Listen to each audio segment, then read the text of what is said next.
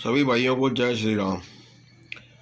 भाइयों, जैसा कि आप सभी जानते हैं कि श्री राम जन्मभूमि निधि समर्पण अभियान चलाया जा रहा है पूरे देश के अंदर। और इस संदर्भ के अंदर हमारे बहुत से हिंदू भाइयों की टीमें आपके क्षेत्र, आपके मोहल्ले, आपके कस्बे, आपके गांव के अंदर आएंगी। जो अयोध्या में श्री राम जन्मभूमि का जो कार्य चल रहा है उस विषय को लेकर आपसे योगदान लेने आएंगे। तो मेरा सारे भाइयों से निवेदन है कि कृपया करके उन भाइयों को चंदा मांगने वाले मत समझें, अपना योगदान दें।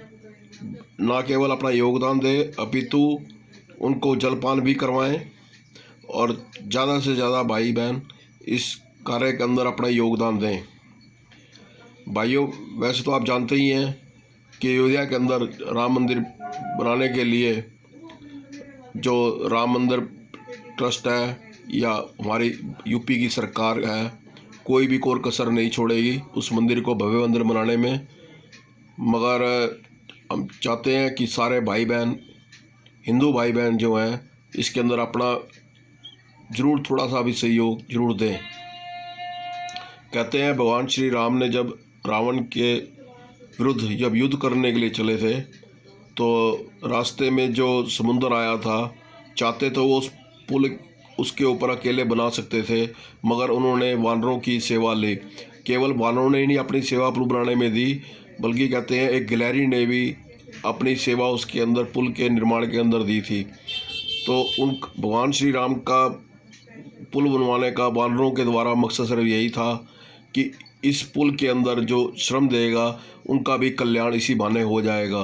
तो यही हम कहना चाहते हैं कि मंदिर तो बन के रहेगा और भव्य मंदिर बनेगा, मगर सब भाई बहन इसके अंदर अपना योगदान दें ताकि उनका भी, उनके द्वारा दिया गया जो भी सेवा है उससे उनके जीवन के अंदर उनका कल्याण हो। अब आते हैं भाई विषय के ऊपर। भगवान श्री राम जी जो हमारे इष्ट देव हैं, जिनकी हम पूजा करते हैं, उनके प्रति हमारी आस्था है। क्या कभी किसी ने जाना है कि राम का अर्थ क्या है? राम एक नाम नहीं है भाइयों, राम का अर्थ है रमन करने वाली शक्ति। गुरु ग्रंथ साहब के अंदर भी इस विषय के अंदर कहा गया है, श्वास श्वास सिमरो गोविंद। हनुमान चालीसा के अंदर भी भगवान हनुमान जी जो हनुमान चालीसा के अंदर एक चौपाई गाते हैं, भूत पिशाच निकट नहीं आवे, महावीर जब नाम सुनावे। वो उसी नाम की बात करी थी जो हमारे भीतर श्वास, जो नाम, जो दिव्य नेत्र, जो दिव्य ज्योति जो हमारे अंदर जल रही है, उस नाम की बात करी थी। भगवान राम भी जब 14 वर्ष का वनवास काट कर आए थे तो उन्होंने अयोध्या वासियों को इकट्ठा करके पूछा था कि भाइयों, क्या आप पूजा पाठ करते हो? तो सब ने हाथ खड़े कर कर कहा, जी हम सब पूजा करते हैं। तो भगवान श्री राम ने पूछा, कैसी पूजा करते हो? तो अयोध्या वासियों ने कहा, जय श्री राम। तो भगवान राम जी ने इस विषय में रामचरितमानस के अंदर एक चौपाई भी आती है जिसमें उन्होंने कहा, राम नाम सब कोई ले, डाकू लुटेरे चोर, जिस नाम से हरि मिले वो नाम कोई और। भाइयों, वो नाम तो कोई और है, वो जपने वाला नाम नहीं है, वो रटने वाला नाम नहीं है, वो बोलने वाला नाम नहीं है। वो नाम वो है जो हमारे श्वासों के बीच में एक लड़ी के रूप में चल रहा है, वो है नाम। उस नाम को लेना है, उसी नाम को लेने से कल्याण हो जाएगा। और आपने देखा होगा जब भगवान श्री राम जी अयोध्या से आते हैं तो आने के बाद में सभी लोग, हिंदू भाई जो हैं, अपने घरों के बाहर दीयों की जलाकर माला एक श्रृंखला लगाते हैं। और क्या आपने भजन भी सुना होगा, जोत से जोत जलाते चलो, प्रेम की गंगा बहाते चलो। कहने का तात्पर्य क्या है, जब कोई इंसान अपने जीवन के अंदर उस दिव्य नेत्र को, उस थर्ड आई को, उस शिव की आँख को खोल लेता है, खोलने के बाद में उसकी भक्ति आरंभ हो जाती है, तो वो अपनी उसी भक्ति के मार्ग पे चलता हुआ अपने दूसरे भाइयों को उस मार्ग पे ले जाता है, दूसरा भाई उससे आगे वाले भाइयों को अपने उस मार्ग पे लेकर जाता है। और जब ही कहते हैं भगवान राम ने जो राम राज्य की बात की थी, वो यही राम राज्य की बात थी कि जब हर इंसान देश के अंदर उस परमात्मा से जुड़ जाएगा तो अपने आप ही राम राज्य आ जाएगा। और जो भी हमारे धरती के ऊपर जो भी हमारे संत महापुरुष आए, भगवान आए वो सबसे पहले कहाँ गए? वो सबसे पहले गुरु की शरण में गए।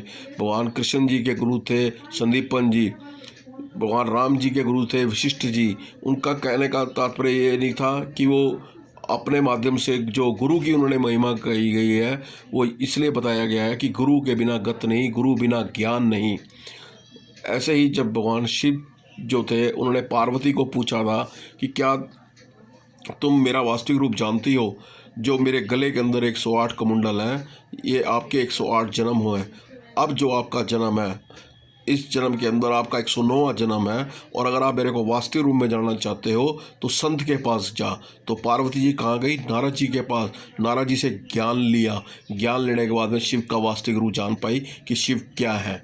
तो इसलिए मेरा सारे भाइयों बहनों से निवेदन है, केवल जय श्री राम करने से जीवन में कल्याण नहीं होगा, राम का नाम लेने से जीवन में कल्याण नहीं होगा। राम ने जो कहा था उसको अपने जीवन में जब तक हम नहीं उतारेंगे तब तक हमारे जीवन का कल्याण नहीं होगा।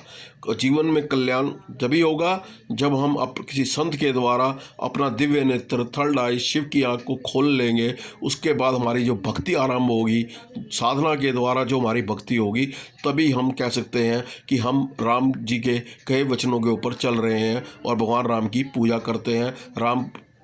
श्री राम भगवान जी के हम आस्था रखते हैं। अभी हम जो राम की पूजा करते हैं वो भारी पूजा कर रहे हैं, ऊपरी पूजा कर रहे हैं।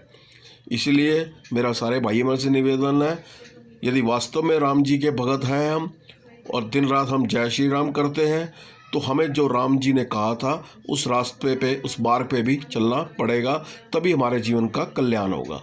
जय श्री राम।